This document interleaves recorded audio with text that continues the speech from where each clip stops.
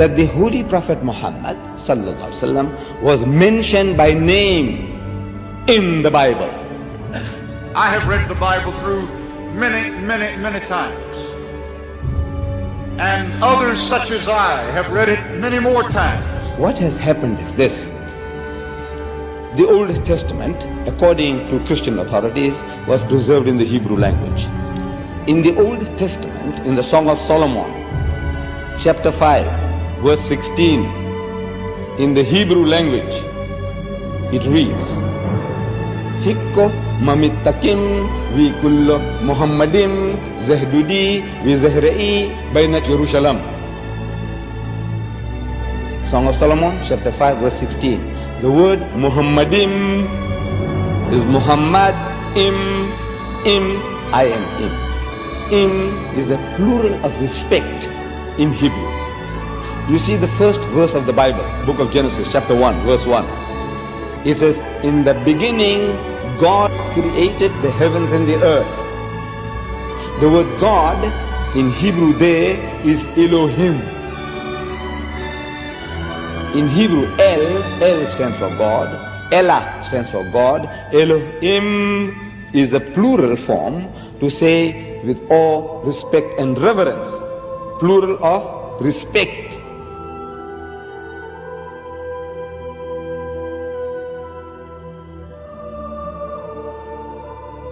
The word is there in the Hebrew language. In the original, what they call original, it's there. But they have translated that in English as altogether lovely. So this beloved of mine is altogether lovely, says Solomon. You can't associate with the word Muhammad. You read it 1,000 times, altogether lovely, altogether lovely. Or let's say in another language, the praised one, the praised one. Muhammad means the praised one. But he said the praised one, the praised one. You can't think that he's talking about Muhammad, though Muhammad means the praised one. You have no right to translate names of people.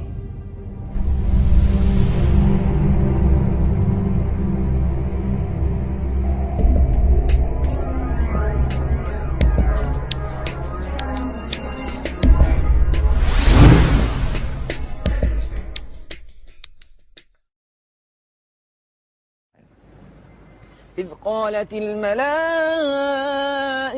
يا مريم إن الله يبشرك بكلمة منه اسمه المسيح عيسى بن مريم. The story of Jesus' birth is narrated in vivid detail in the Quran. As in the Bible, an angel tells Mary she is pregnant despite being a virgin. But the story of what follows then changes completely. In the Bible, Mary's role is limited to the passive mother of Christ. The Quran gives accounts of her ancestry, her birth, her childhood in the Temple of Solomon, and as mother of Jesus. She's the only woman mentioned by name in the Quran.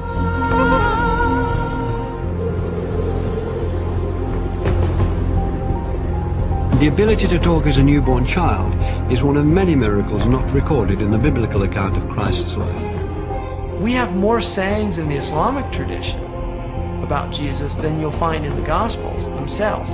So there is a possibility that other things did happen. There were many Gospels around that didn't all make it into the New Testament. And the Church tried to limit the number of Gospels. In the Christian narrative, the most central and fundamental point of Christianity is the death and resurrection of Jesus Christ. Well, Islam basically denies that. وقولهم إنا قتلنا المسيح عيسى بن مريم رسول الله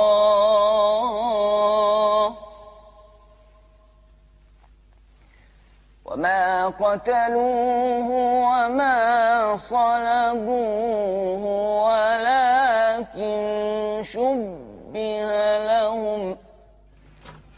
To find the story of Christ's crucifixion and resurrection being changed is too much for some Christians.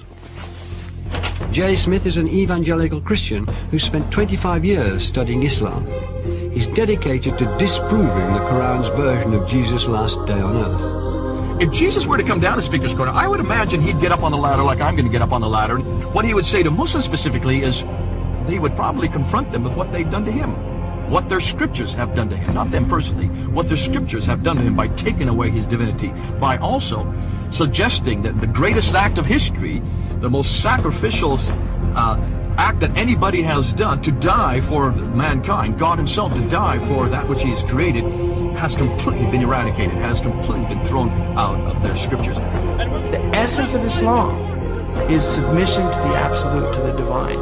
And that's where salvation lies, in submission to the divine, or at least a recognition of the divine. In Christianity, salvation lies through the acceptance of the blood of the Lamb. That is a completely different narrative than the Quran is giving. Who's right? Well, the Quran says, you make your choice here, and I'm going to let you know in the next world. In the Quran it says that on the Day of Judgment, God will actually ask Jesus Christ, did you tell the people that you were God? And Jesus says, you know what I said, you see everything I say and do. I would never say that. Glory to you, transcendent are you. I would never say that. I have no right to say that. Why aren't you Muslim? Why aren't I? I'm a Jew. You're a Jew? Oh, I was previously Christian. For Christians to believe that Jesus was God in human form is absolutely fundamental, because it means that God understands us. God isn't some distant deity living in the glory of heaven. He can understand what it's like to be in pain, to be betrayed, to be hurt, to be bruised, to be bullied. God understands our situation. If Jesus was God, then who was supporting the world while he was supposed to be dead? Or if he was God, then who was he praying to? 3 books. What doesn't work is that God has family. I can't believe that Mary can give birth to God. For God to be God, he has to be the creator and not become part of creation. Officials act that anybody has done to die for mankind, God himself to die for that which he has created, has completely been eradicated. But God is not bound in the frame of reference. He's the creator of time. Time is a creation of God. Matter is a creation of God. These are transient entities. Transient entities cannot come into existence by themselves. So when we talk about frame of reference, we must clearly understand that every time we ask questions about God in time, knowing the future, we have to be very careful in how we're defining this terminology. For God's knowledge of the future, of my future, is absolute in his domain. He knows everything, but he's not bound in the time where he is experimenting himself, for he's not bound in space, time, or matter. Those are created entities which he has put into it. So for me to put him into it would be also very wrong.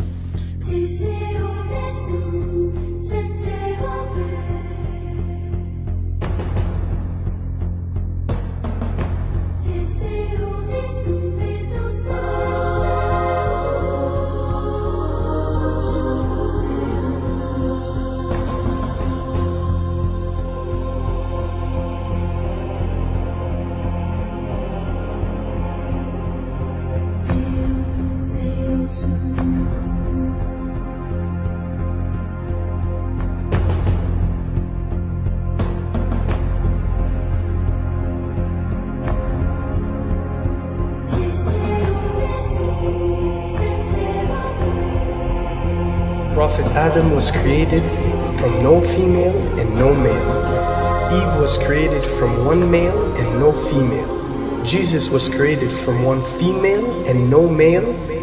And all of us have been created from one male and one female. These are 4 examples for us to benefit from, to understand the divinity of our Creator.